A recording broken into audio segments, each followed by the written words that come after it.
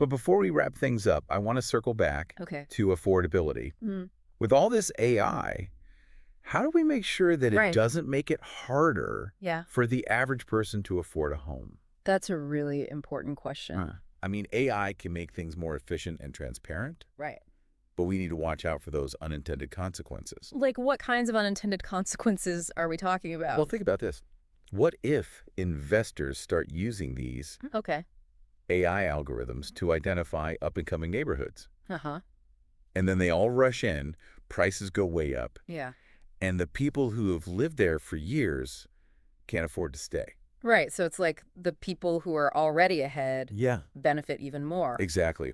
Or what if these AI lending platforms, the ones Yeah. that are supposed to make getting a mortgage easier, Yeah.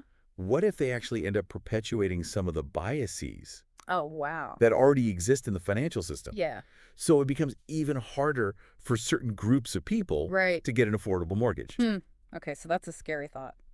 It is. It's something we need to be really careful about. So how do we prevent that from happening? Well, first of all, we need to make sure that we're developing these technologies with ethics in mind. Fairness, transparency, inclusivity. Mm-hmm. We need to have a diverse group of people Yeah. involved in designing and implementing these systems. So it's not just about the technology itself. Right. It's about who's building it Yeah. and who it's ultimately serving. Exactly. And we need strong regulations Right.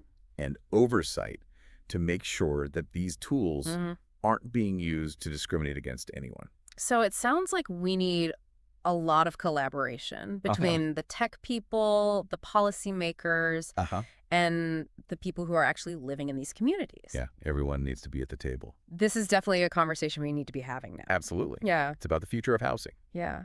And it's a good reminder that technology is never neutral. It's not, no. It's a tool, and it can be used for good or for bad. That's a good way to put it. It all depends on the choices we make. It does. And those choices are ours to make. Wow, this deep dive has given me a lot to think about. Oh, good. It's clear that AI is going to change real estate in a big way. It is. And it's up to all of us to make sure that those changes lead to a more equitable, sustainable, and accessible future for everyone.